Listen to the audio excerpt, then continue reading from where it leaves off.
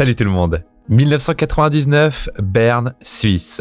Tony Stark, génie et inventeur renommé, accompagné par son fidèle garde du corps Happy, s'amuse lors d'une fête du Nouvel An en compagnie de la scientifique Maya Hansen. Il se dirige vers l'ascenseur quand soudainement, un homme discret portant des lunettes apparaît et s'accroche de Tony et Maya. L'étranger se présente comme Aldrich Killian, le chef de Advanced Idea Mechanics.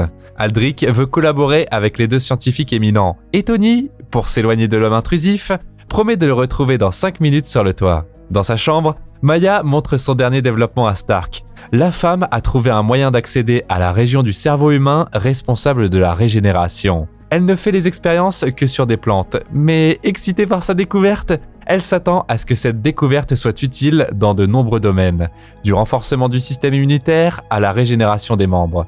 Mais son sujet de test explose de manière inattendue. Tony suppose que c'est à cause des niveaux de télomérase, mais Happy, qui arrive pour défendre son patron, ne l'a pas laissé finir sa pensée. À minuit, Tony dit à Happy de partir. Les clients de l'hôtel se réjouissent de la célébration de la nouvelle année, tandis qu'Aldrich Killian attend toujours Tony Stark sur le toit. Après avoir passé du temps ensemble, Tony laisse à la fille une solution possible à son problème explosif sur une carte de visite. Puis il disparaît sans laisser de traces. De nombreuses années se sont écoulées depuis ce moment. Stark a déjà oublié la nuit malheureuse, mais il a créé des démons à l'époque, et ces démons font irruption dans sa vie, la veille de Noël, après la bataille de New York, tandis qu'il souffre d'attaques de panique et lutte pour réparer sa relation avec Piper. Dans le garage de son manoir, Tony Stark conçoit une autre armure, qu'il appelle Mark 42. Sur un fond de musique de Noël, le héros peaufine le contrôle manuel de l'armure. La technologie ne fonctionne pas encore parfaitement, et Tony doit littéralement attraper certaines parties à la volée, y compris le masque. Come on, let's go to you. Stark, qui n'a pas dormi depuis 72 heures, décide de regarder la télé et il voit une émission en direct d'un dangereux terroriste se faisant appeler le Mandarin. Le méchant menace le président Ellis et les États-Unis d'actes de terrorisme impitoyables, dont l'un a déjà été commis en attaquant une base de l'armée de l'air au Koweït.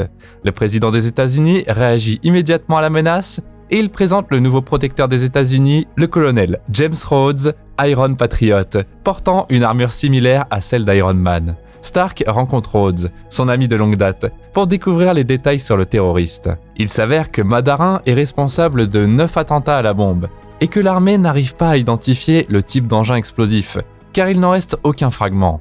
Malgré l'intérêt de Tony, James insiste pour qu'il reste loin de cette affaire. Après la bataille de New York, l'Amérique doit faire face à une autre menace sans super-héros. À la mention de la bataille, Stark se sent soudainement malade. Il laisse son ami et les enfants qui ont demandé un autographe, et il se précipite à son armure. Tony demande un diagnostic de santé à Jarvis, et il entend une réponse inattendue. Diagnosis is that you've experienced a severe anxiety attack. Piper Potts, la copine de Tony Stark, dirige son entreprise. Happy, le garde loyal, est tout le temps avec elle maintenant. Un ancien prétendant de Piper s'approche d'elle avec une proposition commerciale. Aldrich Killian, qui a radicalement changé en quelques années, attend Piper dans son bureau. Le scientifique, qui dirige toujours son groupe de réflexion, se présente pour présenter son nouveau projet appelé Extremis. Un petit capteur derrière l'oreille de Killian transmet une vidéo en temps réel directement de son cerveau à un projecteur. Aldrich dit qu'Extremis exploite le potentiel bioélectrique et peut être utilisé pour améliorer l'intelligence et l'ADN d'une personne. Piper est impressionnée par le développement d'Aldrich, mais elle voit l'application militaire évidente de son projet et elle refuse de financer le scientifique. Sur le chemin du retour, Piper attrape Tony dans le garage. Le couple avait un rendez-vous de prévu, mais il s'avère que Tony a déjà dîné. Il s'est dit que Piper passerait la soirée avec Killian après leur réunion d'affaires au bureau. Information qu'il a apprise par un Happy vigilant. Indigné par le manque d'intimité et le ressentiment de Tony, Piper est sur le point de partir, mais il l'arrête. Admettant son erreur, il décide de parler des problèmes qu'il subit en ce moment. Il a combattu aux côtés des dieux contre les extraterrestres, se sentant comme un insecte dans une armure, et maintenant il n'arrive plus à dormir. Pour surmonter son anxiété, il construit des armures tous les soirs pour protéger Piper, la personne la plus importante à ses yeux. Cette confession apaise la tension émotionnelle, mais la nuit, en raison d'une erreur de calibrage, Mark 42, la dernière invention de Tony, attaque de manière inattendue Piper, ce qui met encore plus à rude épreuve la relation du couple.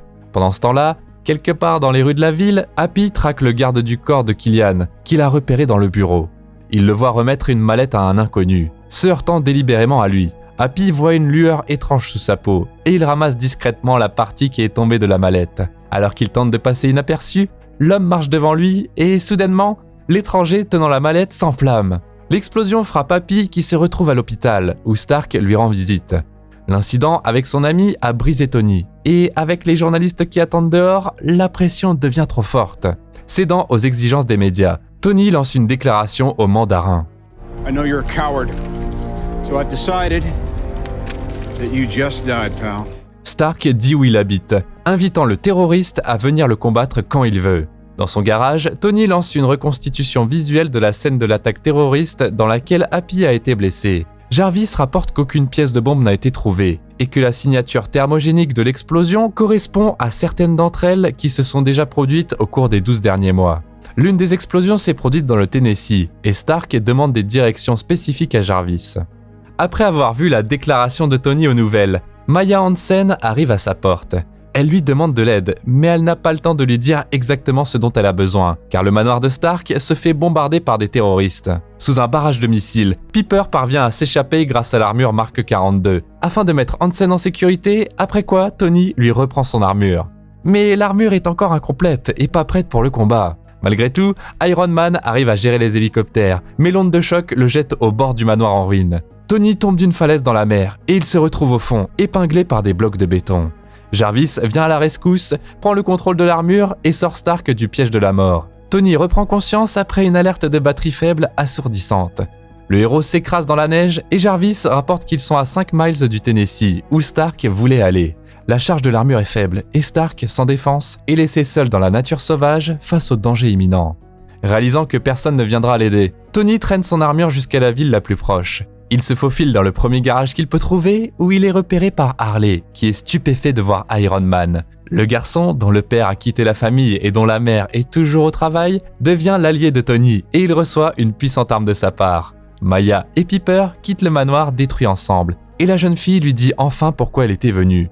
Elle soupçonne qu'Aldrich Killian, son patron, travaille pour le mandarin. Entre-temps, le méchant s'arrange en effet pour filmer un autre message terroriste au président des États-Unis. Harley aide Tony dans l'enquête.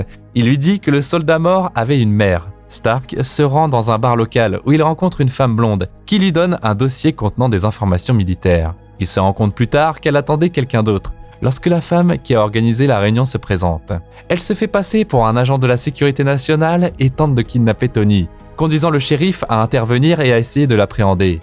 Elle se défend, révélant ses super pouvoirs. Tony se précipite hors de l'endroit bondé pour réduire le nombre de victimes innocentes et il attire la femme dans un restaurant vide où il parvient à déclencher une explosion et à détruire la bombe ambulante. Harley, cependant, se retrouve pris en otage par l'acolyte du mandarin. Il demande le dossier secret en échange de la vie du garçon, qui parvient à s'échapper en utilisant l'arme de Stark, après quoi le méchant se fait terminer par Tony.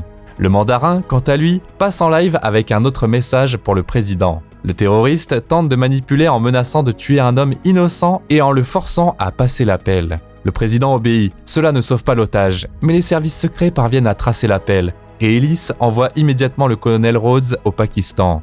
Tony examine les données du fichier. Sur l'une des feuilles, il trouve l'abréviation du nom de l'entreprise de Killian, et avec l'aide du mot de passe de son vieil ami Rhodes, il accède à la base de données de recherche d'Aldrich et visionne des images de ses horribles expériences sur des militaires infirmes.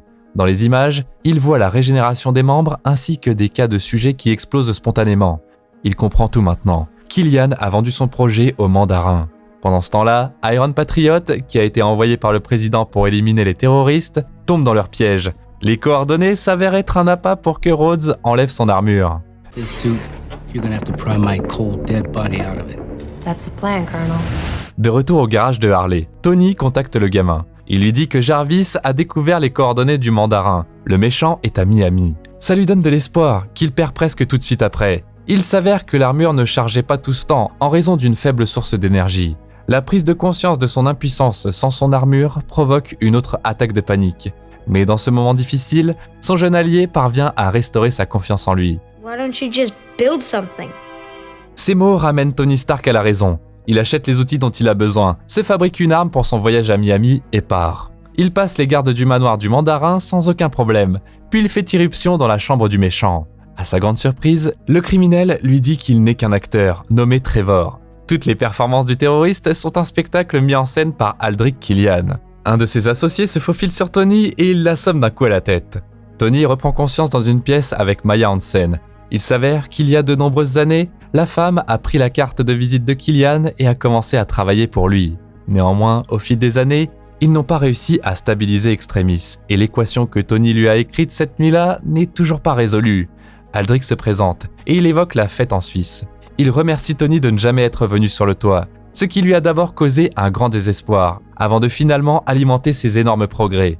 Maintenant, c'est à son tour de pousser Stark au désespoir. Le méchant montre Pepper Potts, enchaîné par Extremis, éprouvant une douleur terrible. Soudainement, Maya se range du côté de Stark et demande à le libérer, mais Killian s'en prend impitoyablement à elle. Aldrich laisse Tony avec les gardes. Soudain, la montre que Harley lui a prêtée émet un bip, et le héros se rend compte que Mark 42 doit être chargé.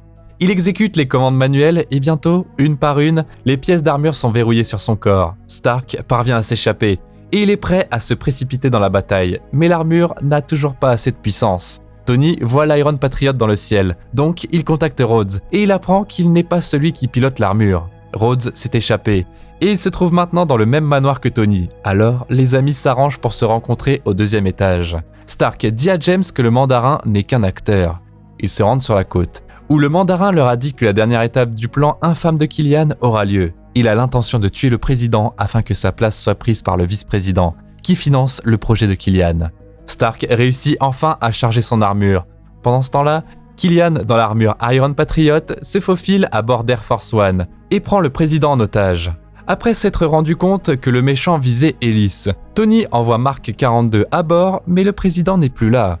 Tony doit sauver l'équipage, mais son armure est en ruine. Il doit donc utiliser un plan de secours, et il ordonne à Jarvis d'activer le protocole de la fête à la maison.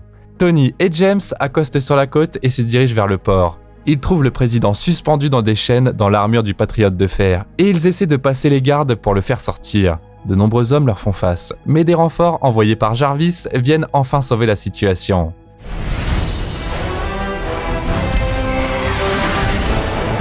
Les armures éliminent facilement les complices du méchant, donnant au héros une chance de sauver le président et de combattre Killian. Portant une des armures, Iron Man se lance dans la bataille avec Killian, et Jarvis lui dit enfin qu'il a retrouvé Pepper, que Tony tente ensuite de sauver. Il la trouve sous les décombres après l'explosion, mais il n'arrive pas à la faire sortir car Aldrich se présente. Le méchant attaque Stark, et il tente de brûler son armure. Tony parvient à lui couper le bras, mais cela fait fondre le sol métallique sous Pepper, qui tombe, suspendu au-dessus d'un abîme. Tony doit abandonner l'armure surchauffée. Il se précipite pour sauver Pepper, essayant d'entrer dans une autre armure sur le chemin, mais sans succès. Pendant ce temps-là, Rhodes rapporte qu'il a réussi à sauver le président. Stark se dirige vers la plateforme métallique, où il dit à Pepper de lâcher prise pour pouvoir l'attraper, mais la plateforme instable s'effondre et elle tombe dans un abîme de feu. Stark se fait attaquer par Killian. Stark a une chance d'entrer dans une armure et il se précipite dans un combat désespéré avec le méchant. Mais Killian brise ses armures une par une. Épuisé, Tony se retrouve en danger de mort, mais Mark 42 vient à la rescousse de façon inattendue. Tony piège le méchant dans l'armure et il ordonne à Jarvis de le faire exploser. Mais l'explosion ne tue pas le méchant. Toujours vivant, il se relève du feu et il tente de rassembler ses dernières forces pour achever Stark, quand d'un coup, Pepper vient à la rescousse. Après s'être adaptée à Extremis, elle a survécu à la chute, mais en raison de sa température corporelle élevée, Jarvis l'identifie comme une cible à détruire. Pepper dévie facilement l'attaque de l'armure et, portant un bras de fer, détruit Killian. Après avoir vaincu le méchant, Pepper reprend ses esprits, sa rage et sa cruauté ont disparu maintenant. Abasourdi par ce qu'il voit, Stark embrasse Pepper, promettant de la guérir. Pour le bien de leur relation, il ordonne à Jarvis de lancer un protocole Nouveau Départ qui détruit toutes les armures qu'il a créées.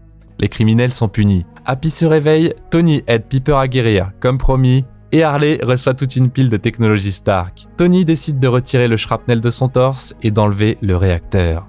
Comme toujours, tu peux trouver le nom du film dans la description, et en attendant, tu peux nous dire dans les commentaires si Tony devrait vraiment traverser des moments aussi compliqués pour comprendre les choses importantes et se changer. N'oublie pas de laisser un like sur cette vidéo et de t'abonner à la chaîne pour ne pas manquer d'autres récaps stylés.